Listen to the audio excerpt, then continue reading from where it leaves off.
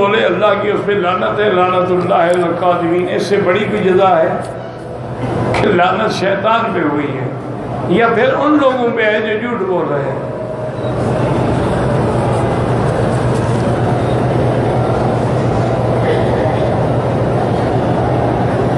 حدیث میں ہے کہ جو آدمی 10 دفعہ سورۃ اخلاص پڑھے گا اللہ اس کو جنت میں گھر دے کہ ہاں حدیث میں ہے، اور اس میں کوئی شک ہے؟ سورۃ اخلاص جو ہے سورۃ توحید ہے، 3 دفعہ پڑھنے سے پورے قرآن کا ثواب ملتا ہے، 10 دفعہ پڑھنے سے تو گویا 3 ختم کر دیے اس نے۔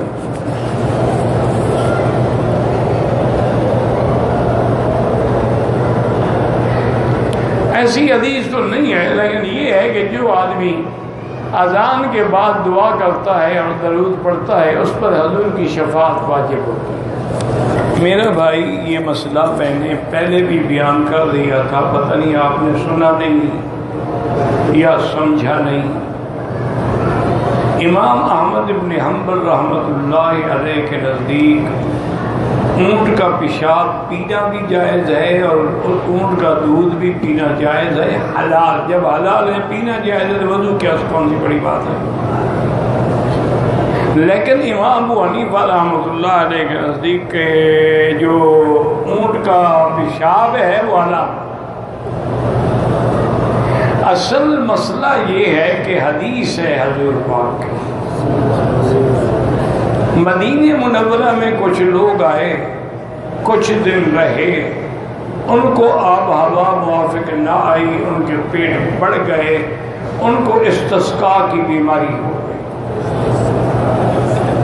حضور پاک نے فرمایا کہ ان کو جہاں صدقے کے اونٹ ہے اس باڑے میں بھیج دو، اور ان کو بھی فرمایا کہ فشربوا من البانها وابوالها، تو اونٹوں کا دودھ بھی پیا اور پیشاب بھی پیا۔ انہوں نے پیا، وہ ٹھیک ہو گئے، لیکن وہ بدبخت منافق تھے۔ حضور صلی اللہ علیہ وسلم کا جو صدقے کے مال پہ نگران تھا اس کو قتل کیا، اس کی آنکھوں میں بھی چھڑیاں ماری اور صدقے کے اونٹ بھی لے کے بھاگ گئے۔ حضور صلی اللہ علیہ وسلم نے حکم دیا، ان کو پکڑا گیا اور وہ اسی طرح ان کو سزا دو، ان کی آنکھوں میں مسرائیاں پھیرو، اور ان کو سزا دی گئی اور دھوپ میں رکھا گیا حتیٰ کہ تڑپتے تڑپتے وہ مر گئے۔ تو امام صاحب فرماتے ہیں وہ بیمار تھے، بطور علاج حضور نے فرمایا تھا، مطلقاً نہیں فرمایا تھا۔ تو بہرحال حنابلہ کے نزدیک وہ پینا جائز ہے، احناف کے نزدیک پینا جو ہے وہ ناجائز ہے۔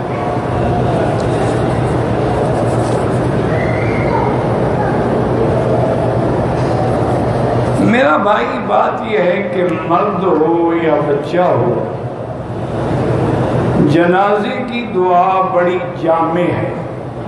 اللہم اغفر لحینا ومیتنا وشاہدنا وغائبنا وصغیرنا وکبیرنا، چھوٹا بڑا سب آئے، لیکن کچھ دعائیں مخصوص بھی ہیں کہ اگر پتہ ہو تو آدمی یہ بھی دعا کر سکتا ہے بچوں کے لیے کہ اللہم اجعلہ لنا سلفا واجرا۔ اسی طرح یہ دعا بھی کر سکتا ہے اللہم اجعلہ لنا ولوالدیہ ذخرا وشافعا ومشفعا۔ لیکن نہ ہو تو جو دعا مانگ رہے ہیں وہ سب کے لیے ہے۔ کہتے ہیں جی کہ ہمارے علاقے میں ایک پانی کا کنواں قبرستان کے قریب تھا، دینی جماعت والے رستے پہ جا رہے تھے تو ان میں سے ایک مفتی صاحب نے فرمایا کہ اس کنویں کا پانی نہ پئیں۔ تو کیا قبرستان کے قریب جو کنواں ہو اس کا پانی حرام ہوتا؟ بالکل نہیں ہوتا۔ کوئی اور وجہ ہو جس کی وجہ سے مفتی صاحب نے منع فرمایا، اس کی وجہ یہ نہیں ہے کہ قبرستان کے قریب کنواں کیوں ہے۔ قبرستان کے قریب ہو یا دور ہو، کنواں تو کنواں ہی ہے، اس کی کوئی وجہ ہوگی جو مفتی صاحب کے علم میں ہوگی جس کے لیے انہوں نے منع فرمایا۔ بکرا ہو یا اس کے پیشاب کے قطرے اگر کپڑوں میں پڑیں، احناف کے نزدیک وہ کپڑا ناپاک ہو جاتا ہے، اس کو دھونا چاہیے۔ ایک لڑکی نے اپنی ماں کے علاوہ ایک عورت کا دودھ پیا ہے، اس عورت کے سوتیلے بھائی کے لیے رشتہ جائز ہے؟ سوتیلے بھائی نے تو کچھ نہیں پیا نا، اس نے پیا ہے تو اس کی وہ ماں ہے، اور اس کی جو اولاد ہے وہ اس کے لیے ناجائز ہے۔ اگر وہ اس کی اولاد نہیں کسی اور باپ کی اولاد ہے تو وہ تو منع نہیں ہے۔ جو مجھے سمجھ آیا ہے، ہو سکتا ہے میں غلط سمجھاؤں۔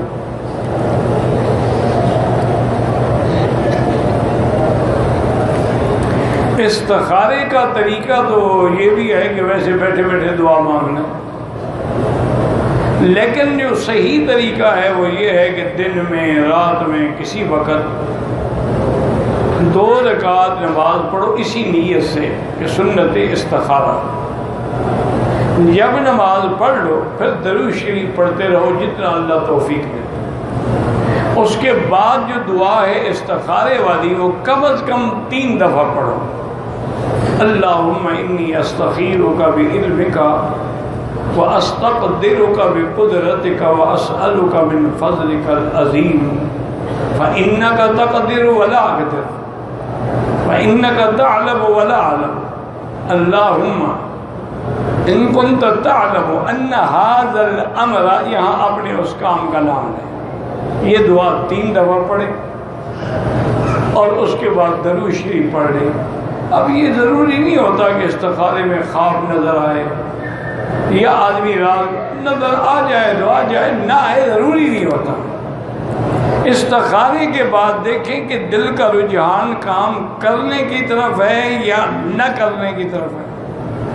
اگر کرنے کی طرف ہے تو پھر صاف ظاہر ہے کہ وہ کام کر لیں، اور اگر دل نہیں مان رہا تو اس کام کو چھوڑ دیں۔ اصل استخارہ یہ ہوتا ہے۔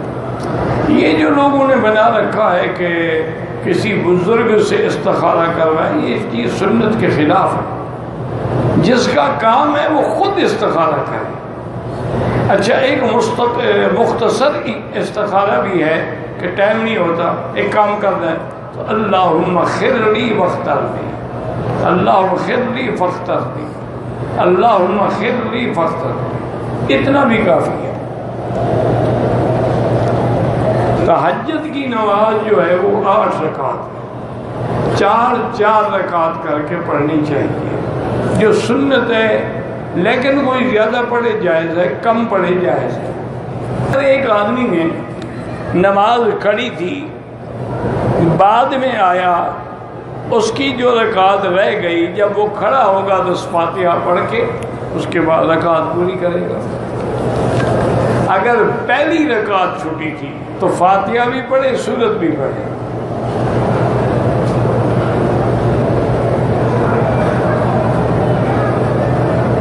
جن کی نمازیں قضا ہیں سب سے پہلے توبہ کریں، اس کے بعد ہمت کر کے روزانہ قضا پڑھتے رہیں، نفل پڑھنا چھوڑ دیں، اس کے بدلے میں قضا پڑھتے رہیں۔ قضا اسی طرح پڑھی جاتی ہے جیسے ادا پڑھی جاتی ہے۔